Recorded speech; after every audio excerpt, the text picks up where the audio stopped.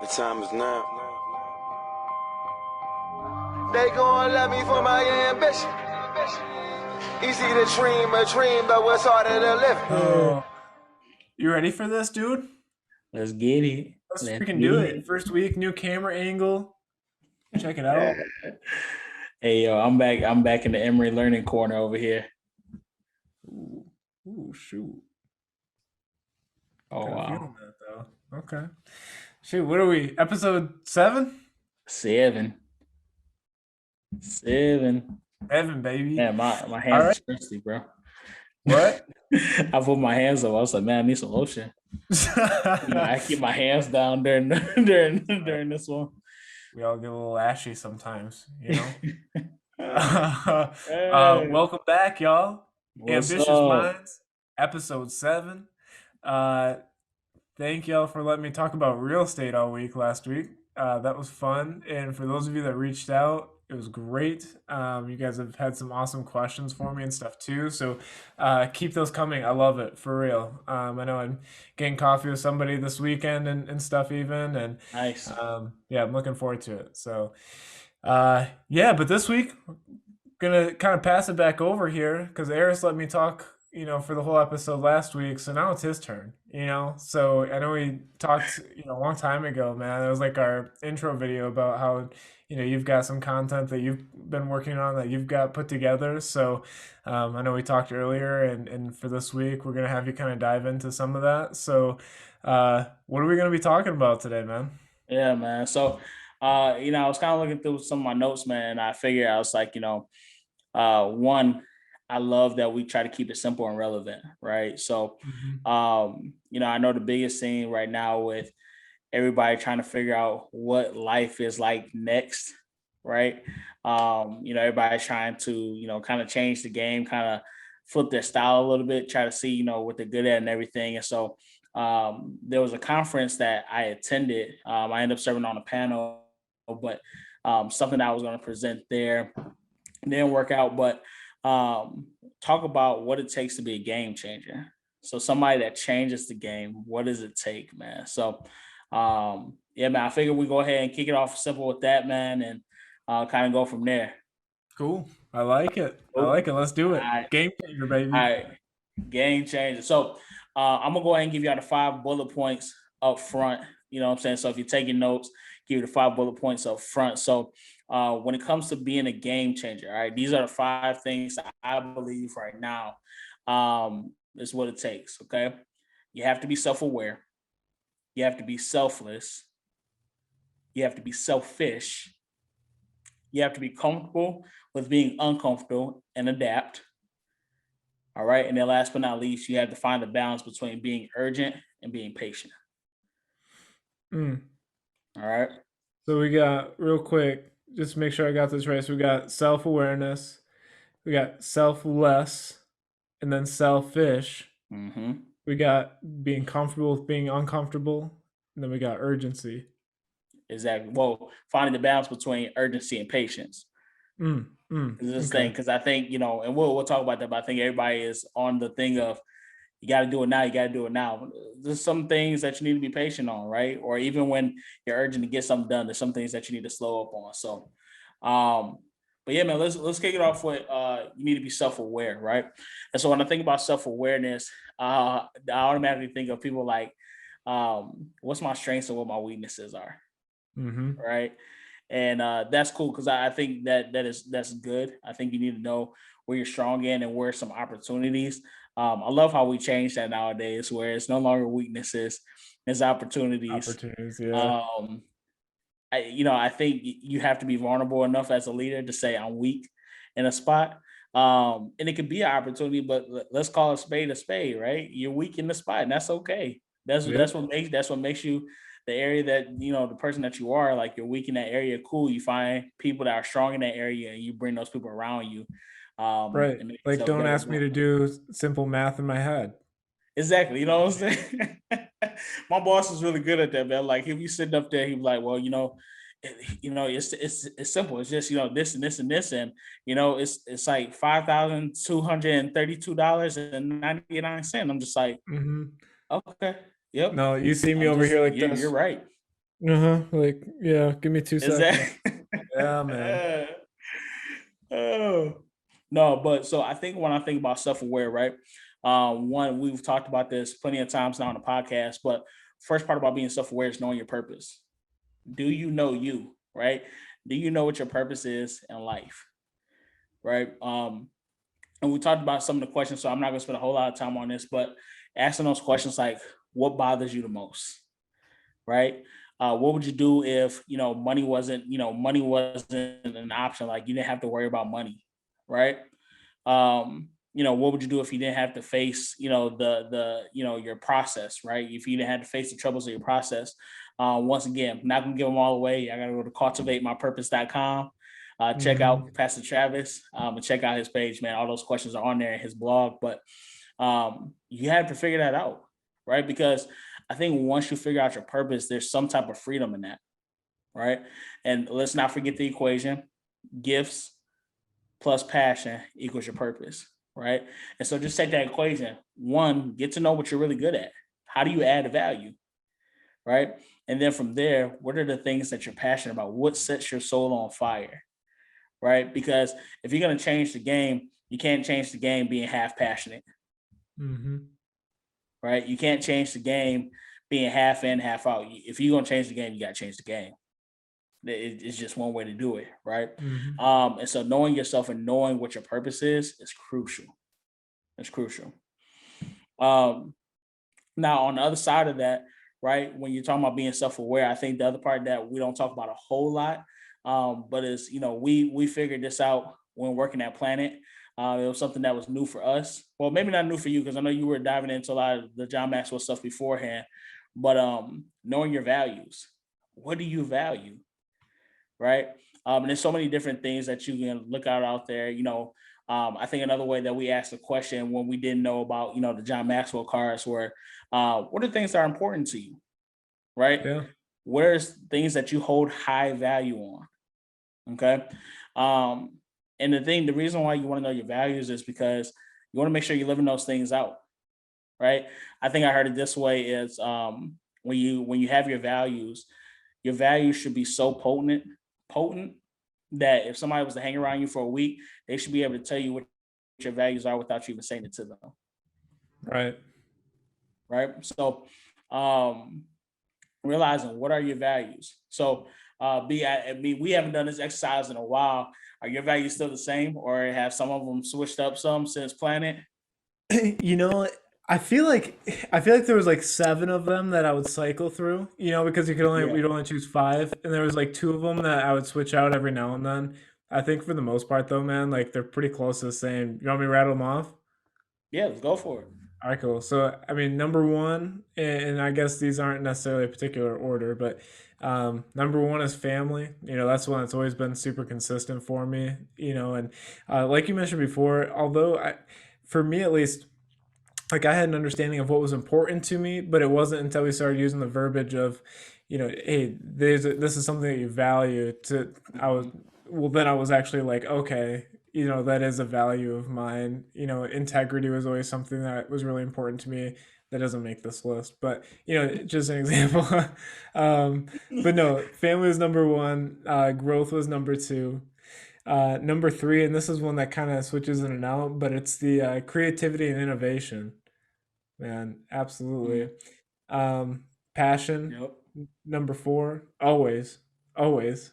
And then number five, this one tends to change a little bit too.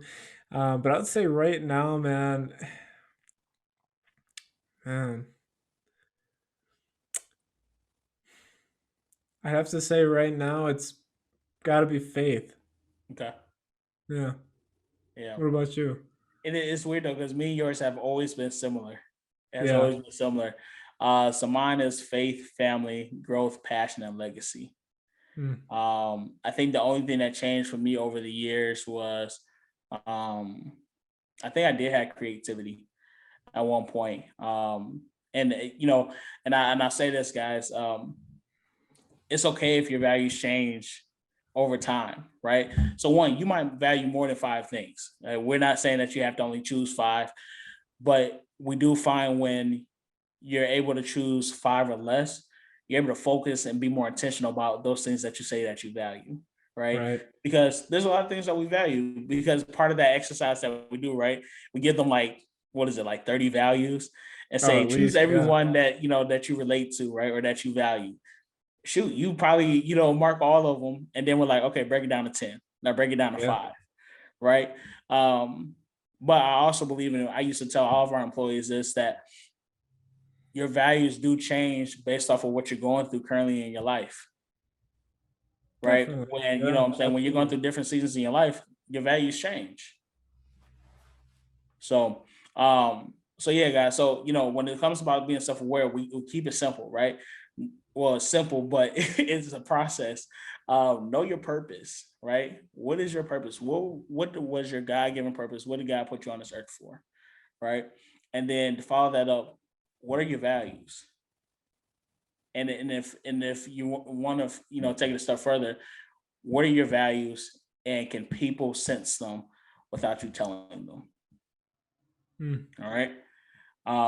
So being self-aware, we good on that, B? We're good on that. All right. Number 1. Number 1. All right. Let's hop into being selfless. I think this is a pretty simple one if you're a leader, or if you're getting into leadership, that you understand this. But it's all about adding values to others, right? Leadership is about people.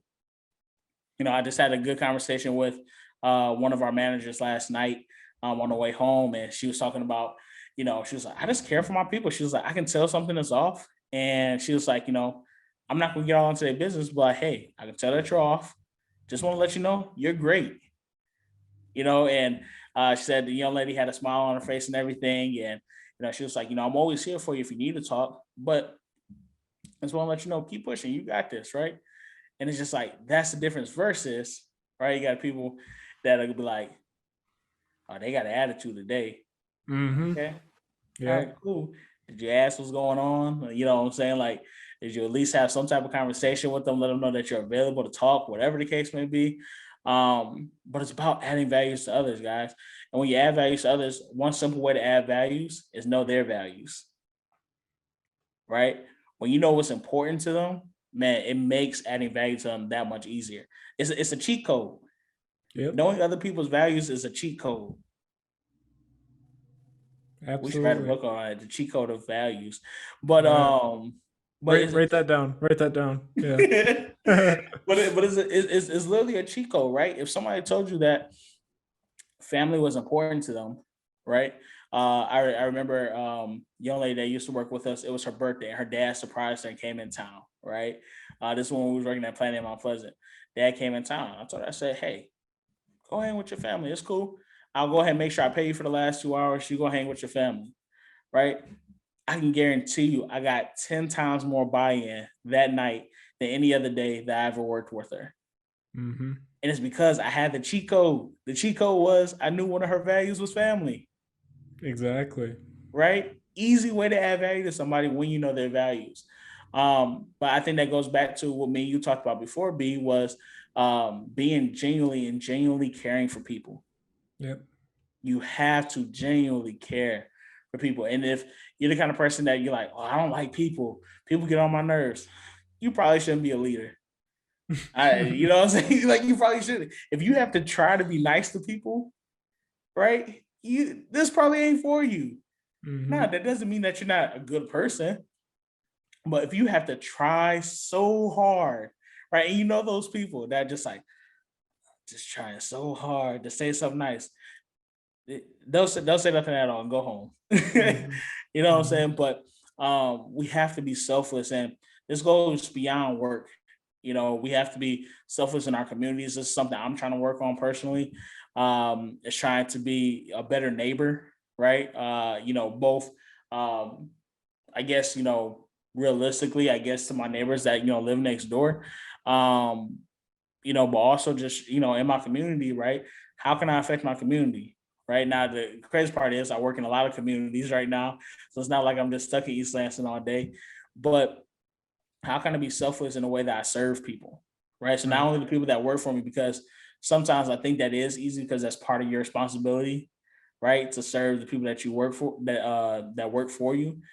But it's even greater when you are able to serve somebody that doesn't have anything to do with you at all, right? So our guests that come through our drive-through every time, whatever, making their day, man. Reminds me of that Chick-fil-A story. Everyone has a story, right? That's right. If only you're willing enough to read it, Mm-hmm. right? So you have to be selfless. Life ain't about you. Life ain't about you at all, So you have to be selfless. Yeah. No, man, I agree 100%. And I think it goes back to what we mentioned before was just you got to lead people the way that they need to be led too. Mm-hmm. And when you understand their values and you understand, why they make the decisions that they make based around those values, things start to click. Things start to make more sense, and for example, if you have an employee and they really value recognition, how are you going to treat that person differently? How can you better serve them? And I can tell you right now, you know exactly what to do now in order Yeah, to really make their day too. exactly. It is a cheat code, and I mean that's just one example, and you gave a great example too. Something we used to do is this was an exercise that we did with every employee, and we would have this posted up publicly so everybody had an idea of what your top 5 values were. And I think there's value in that, to be able Mm-hmm. to pop in there and be like, this is this person, Yep, really, these 5 things really represent this person. exactly. So yeah, man, I love it. Most definitely. All right, so that's point two, selfless. Okay. So flip side of that, still talking about changing the game, you got to learn how to be selfish. Okay. And this is the part that we get confused on because I think when you hear somebody say be selfish, it's like, okay, just take care of me and my own. Okay, yeah, maybe to a certain extent. But I'm talking about be selfish with your growth. Be selfish with adding value to yourself. Right. That's something that I was talking to my leadership coach. I told him I've been struggling with that lately. I told him I said I need some help keeping accountable to that because typically my time to really add value to myself is during my drives. So whether I'm listening to my Bible, listening to podcasts or something like that, and man, sometimes you just get in the car and either it's straight quiet, Mm-hmm. right, or you listening to music. So like all day today it was Aha Gazelle, right, all Uh-huh. day today. Okay, Either um, that or Andy Mineo album exactly. on repeat, or we got Exactly. Coloring Book album on repeat. You already know. Exactly. So it's just like you gotta learn how to be selfish with that because one, you can't pour out of an empty cup. Okay. And I think that's the biggest thing that we have to realize. If we're going to be selfless, we do have to be selfish with our growth. We have to be selfish with the investment that we make in ourselves. Right. Because if you're a true leader, if you're somebody that's truly selfless, you naturally pour out. It just happens. You can't help yourself. You get around people and you share every little bit of information that may be beneficial to them. Right. And the last thing that you need is for you to be drained and for you to have nothing else to give. Right. I think the other part of that too, when you talk about being selfish, is be selfish with your time, right? And Brad, you challenge me on this constantly, man. Just taking the time for me, right? Yeah, I don't have to be a superhero for everybody, and so I think part of being selfish is also learning how to say no. And that's hard. That's hard for doers. That's hard when you're focused on being selfless because you forget the selfish piece. And the selfish piece is every now and then saying, no, hey, I can't do this. I can't make this. Um, and realizing that sometimes that might mean you miss out on opportunities. And hmm that's cool, right? But when you start to realize who you are, you start to realize, as long as that had nothing to do with putting you closer to your purpose, if it didn't line up with your values, what was wrong with saying no? right. Because I think that's why values are even more important. Because if the things that you constantly keep saying yes to don't line up with your values, why are you doing it? Exactly. Why are you spending the time? Why are you wasting your energy? And it makes you feel good because you get kind of give yourself that pat on the back, like, man, I was selfless today. But that might have been an opportunity where you probably should have been selfish with your time, said no, and took some time to either rest, one, because remember, it takes more faith to rest than it does to work, That's right. right? Or two, just take some time to invest in yourself, whether it's watching a YouTube video, watching a webinar, or listening to a podcast, or reading a book. right? How many of us can say the last time that we picked up the book? When was the last time we picked up a book, right? I haven't picked up one in a minute. I keep buying books. I don't know why. I think it's just part of what I like doing. I like buying books, and it looks cool. My shelves look cool. I actually have it right between two Nike boxes. Oh, there you go. You know what I'm saying? But it's just like I ain't touched none of those books. Mm-hmm. And it's just like I have to take the time. I'm not saying I have to just rush through all of them, but how am I pouring into me? Right. And I'll say this specifically with people that have families, right? Even being married, me and Cam have constantly have to try to learn this is how to take time for ourselves. Whatever that means, whatever's important to us. So like for me, it's the podcast right now. Like that's how I'm constantly investing myself. But part of that is during it, we're constantly pouring out. So I do have to find another piece of my time to go ahead and make sure I'm pouring back in. And then for her, she loves thrifting. So maybe it's thrifting. That's her time, right? You have to take that time to invest in yourself, pour into yourself, help grow yourself, help yourself rest. So, yeah, man. No, I agree, man. I think you made a good point earlier too, when you first started talking about this.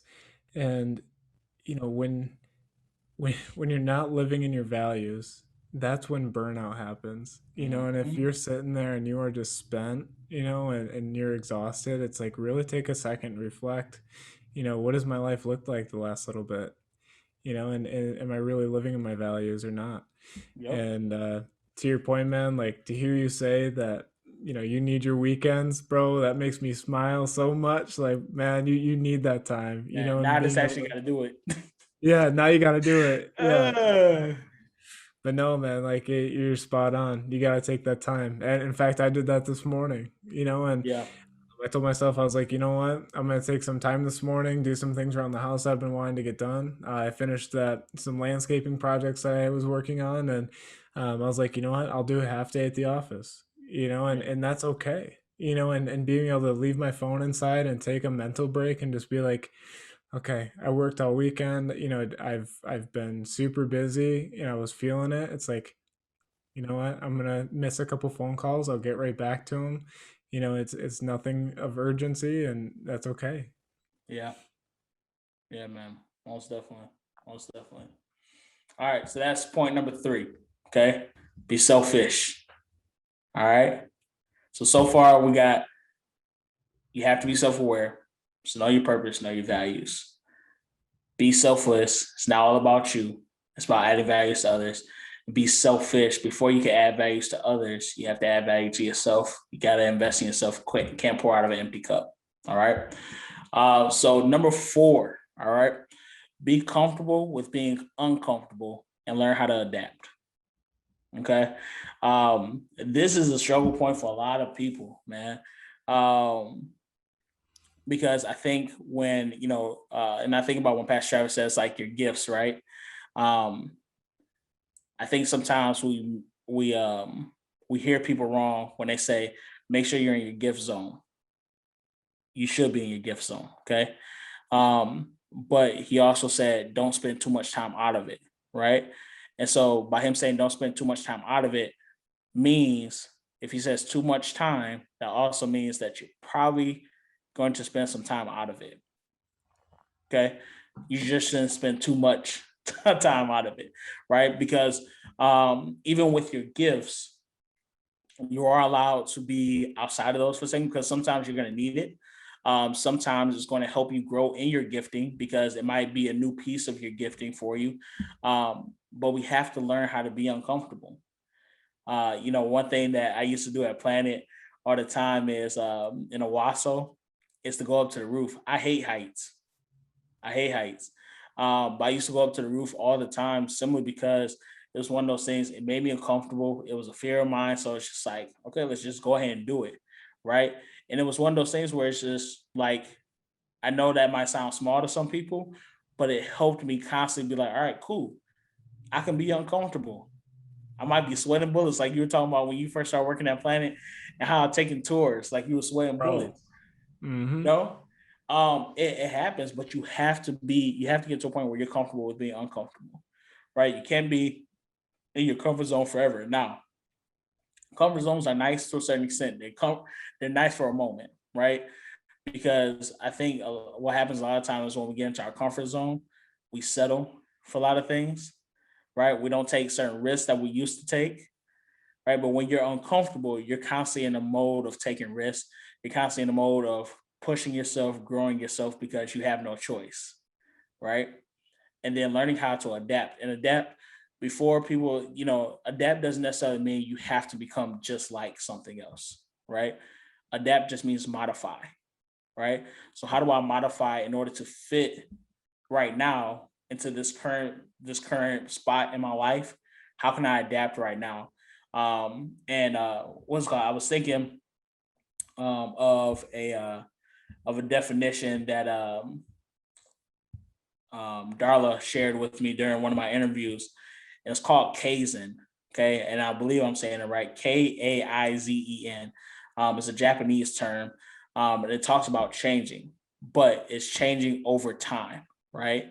And I think that's one thing that we get scared of when it comes to adapting. We think we got to adapt like this, right? Adapting happens over time.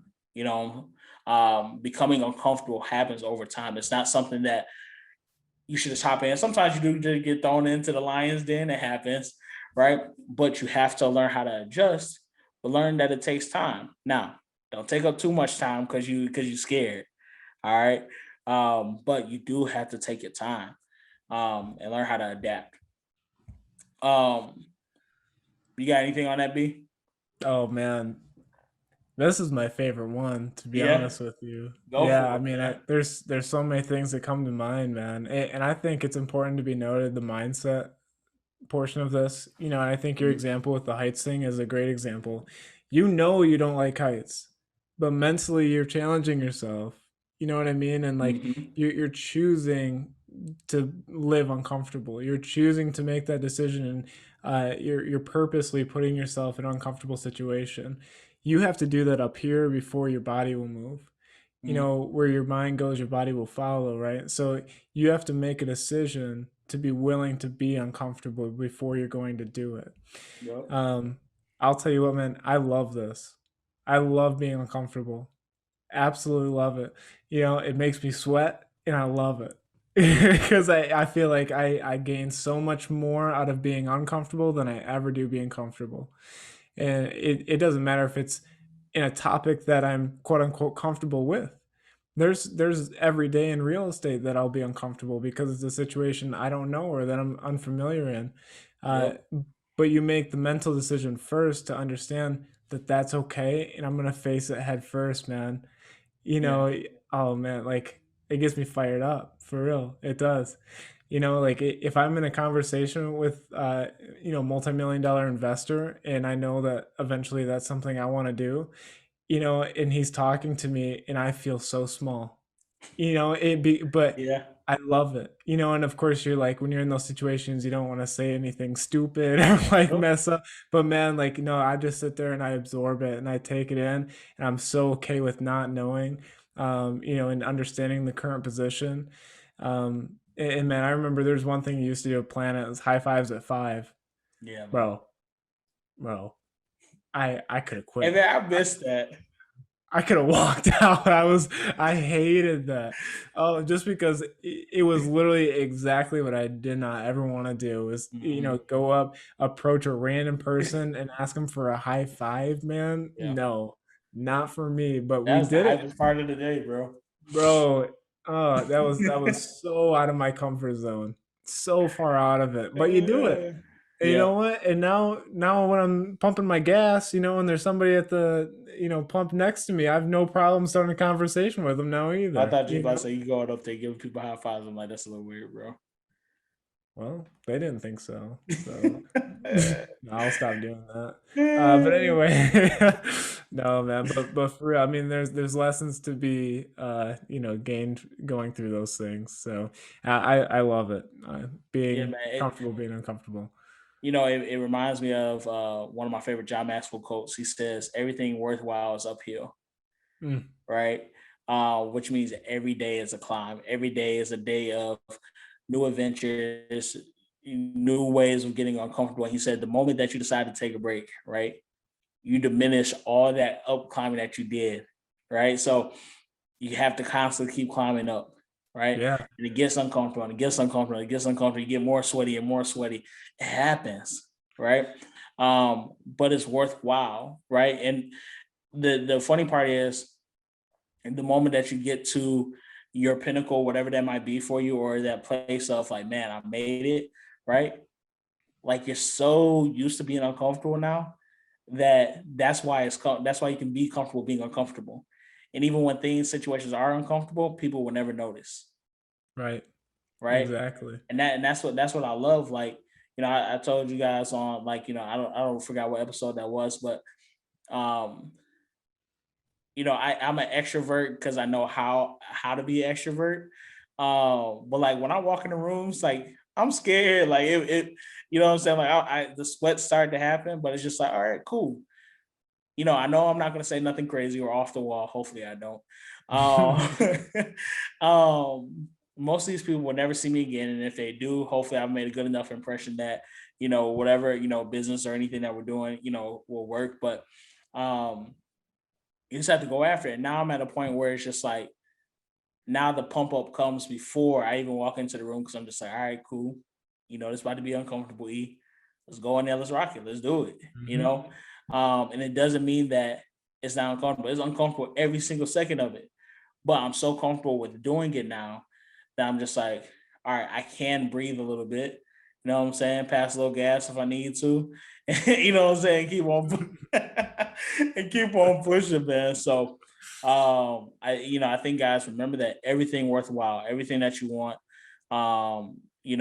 is uphill, right? Mhm. The relationships that you want are uphill, right? Relationships aren't easy, Mhm. right? And if a relationship is worthwhile, it's uphill. You're constantly growing, you're constantly developing. If it's a business, constantly uphill, right? Everything worthwhile is uphill. Yeah, I believe it. I think uncomfortability specifically is directly correlated with growth. And I think that goes for anything. You want to get in shape, you got to get uncomfortable. Yeah. You want to grow in your business, you got to get uncomfortable. Yep. You want to continue to develop yourself and be selfish and pour into yourself, you got to get uncomfortable.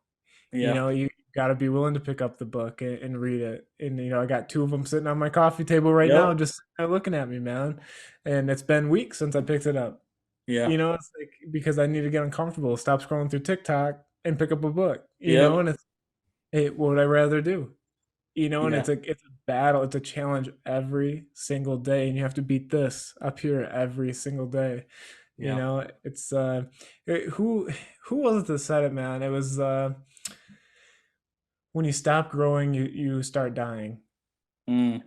I know that quote. I don't remember who it was by though. Man, I really feel like it was our guy from Planet before we left. Is where I remember hearing it the last. I forget his name. The coach that we had, Chris Fuller. Chris Fuller. Yeah, Yeah. I remember he did like a little lesson on that at one point in time, and man, that stuck with me because he's right. The minute you stop growing, you're dying. What's Yeah. the opposite of growth? Dying. Yeah. And like you think about it in terms of like even a plant. And that's their Yep. life cycle, and we're the same way. So, Yeah. yeah, man. Number Most four. definitely. There we All go. right, so that was number 4. So last one, is find the balance between urgency and patience, right? Um, and the reason why I think this is a big one for being a game changer is because um, urgency is huge, right? If you want to get things done, you need to be urgent with it. You can't just let it sit around all day. But there's times where you have to find the balance between being urgent and being patient, right? Um, and so, there's 3 things that kind of stick with me when I think about being urgent and being patient. And so these are the 3 things that typically come to mind. We can kind of break them down. But be urgent to add value to people. Wow, I mumbled over that a lot. Be urgent to add value to people. All right, but be patient in their development. Okay. Be urgent to find your purpose, but be patient with the process of your purpose.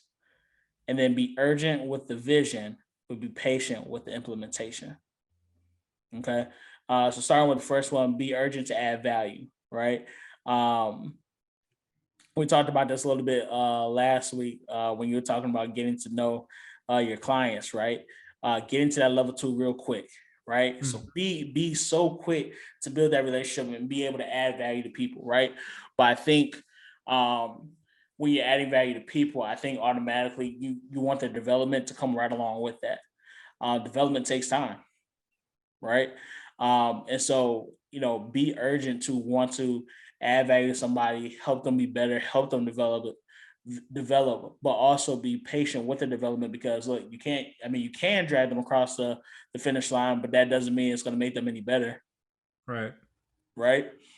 They have to want it too. And so as you continue to add value, hopefully they see the value in the value that you're adding and they'll want to develop, and then it makes your job 10 times easier. But you have to be patient in that and realize that everybody doesn't work out, and then we've experienced this plenty of times from this people that we hire to people that we've spent countless hours investigating, adding value in, and it feels draining afterwards because man, it's like I put in so much effort, right? But that's just part of the process of being a leader. Is everyone doesn't work out. Everyone doesn't want to develop into the things that either one that you wanted them to be, right? Which that's a really scary thing sometimes where when we want things for people more than they want it for themselves. And we talked about that a lot. Preach. You know, Preach. Yeah. that's a big one, but be urgent to add value to people, right? Find different ways to add value to people. Be so quick on that, right? But be patient with people when it comes to their development. Realize at the end of the day, their development is on them. You can control how you can add value to people, but you can't control how quickly somebody can develop, depending on what they want and how fast they want to develop.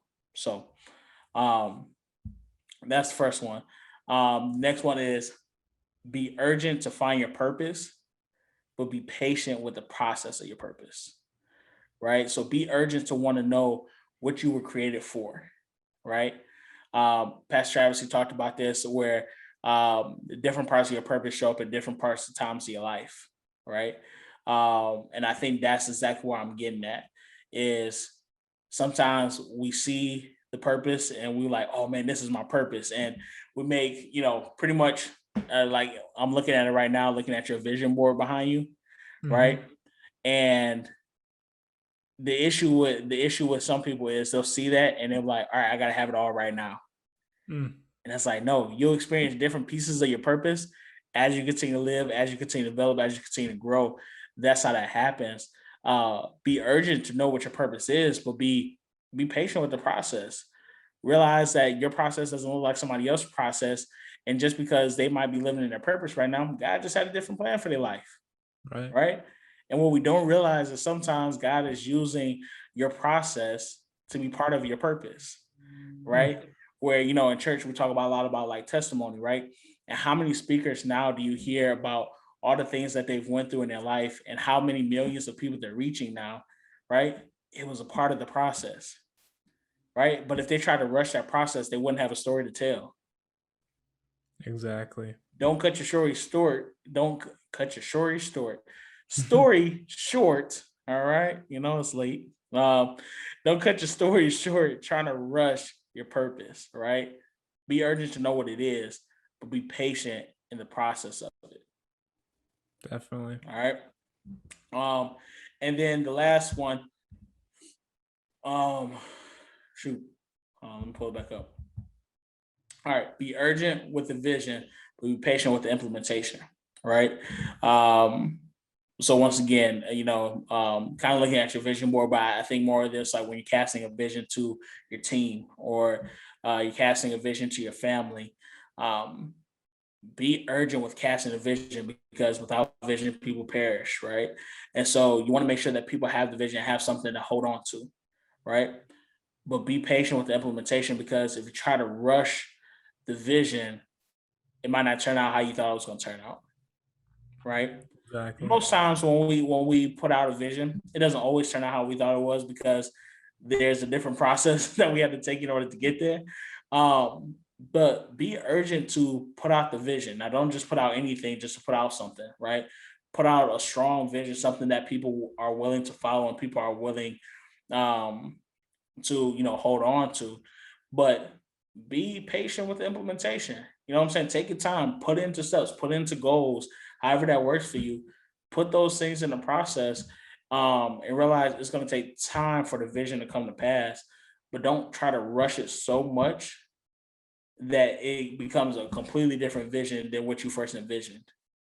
Right. Right. You know what I think about, man? I think about this podcast. Mm, I think about the first meeting that we had with Pastor Travis, I off the screen, not recorded, just the first conversation that we had. And we were kind of talking about, the intent and why we started this podcast and the vision. Honestly, I mean, for us, it was just to add value, right? I mean, it yeah. was just, this is something we've always wanted to do. Regardless of how many listens, regardless of how many views these things get, we love this, man. We do this Yep. anyway. I'll tell you right now, guys, if we weren't here recording this, Eris and I You would just be still on the be calling phone. each other once a week just to talk Exactly. through this stuff. You know what I'm saying? Like this was happening regardless. So, but he said something. He said, he's like, don't look at the views. He's like, don't Hmm. look at the analytics. Don't look at everything, because that's going to come, be patient with the outcome, but you guys have the vision. We know why we're doing it, Yeah. and, we can't expect it to blow up right away. That's Yep. not how it works. Yep. Oh man, most definitely. But yeah, man. I mean that was number 5, man. Like I say, guys, gotta find that balance, right? So, once again, 5. If you didn't get it, we're talking about being a game changer tonight, right? And so, being a game changer, um, you have to be self aware. Okay, you got to know your purpose, right? And you got to know your values. You got to be selfless, add value to people, right? Leadership is people. Okay. Um, you got to be selfish, invest in yourself, grow yourself, pour into yourself. Can't pour out of an empty cup. Okay, invest in yourself. Um, I was about to skip. I was about to skip number 4. Um, B, what was number Com- 4? Comfortable being Yeah, uncomfortable. your favorite one. See, that Yes, sir. it was just a setup. I just wanted to hear you talk. I knew it. Um, number 4, yeah, be comfortable with being uncomfortable and be willing to adapt. Okay, and realize that adapting takes over time. Right, it's about modifying. It's not just changing at the flip of a switch. It's about modifying and changing over time. And then the last one is finding the balance between being urgent and patient. Okay. Now there's plenty more things that you can add to this list to be considered a game changer, but these are the top 5 things I believe if you focused on, right, you could really change the game. You could really change the environment that you're in, right? And I think this works for whether you're an entrepreneur. This works for whether you work for somebody now, um, because all this at the end of the day is leadership. All these things together are just different parts of leadership, that's going to help your leadership, but also help you develop those around you. So, yeah, B, Yeah. No, I that's the agree, vibe, man. man.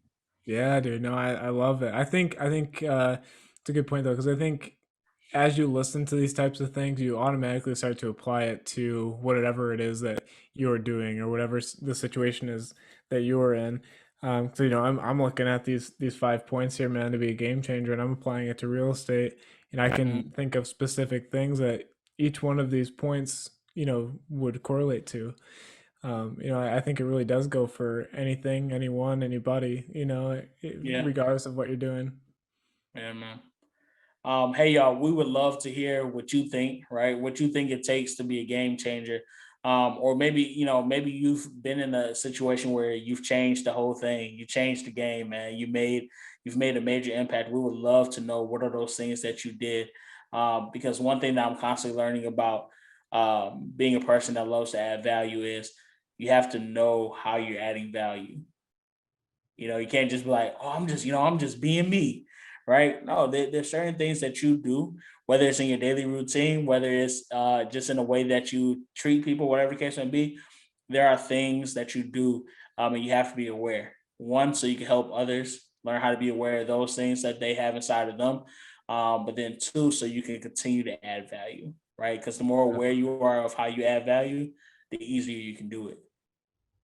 So we Yes, would sir. love to, yeah, we would love to hear, guys. And if you enjoyed it, man, subscribe, share. Like I said, we don't care about the followers. We're gonna do this regardless, right? But guys, we would love to build this community. Anthony O'Neill, I love his podcast. If you guys haven't checked it out, check that out. But he talks about creating a tribe, right? And that's what we want to create. We want to create this tribe, this family, this group of future leaders, entrepreneurs, people that just want to grow and learn how to add value, right? And we want to continue to do that through relevant topics, through some relevant guests, as well as ourselves. So, I mean, yeah, man. You want to wrap it up, B? There we go. Episode 7, There baby. we go. Game changers. Wrapping it up. There we go. No, thanks for checking us out, guys. And we'll see you next week, Thursday. Peace. Peace. Ambition is priceless. It's something that's in your veins. And I put that on my name. They gon' love me for my ambition.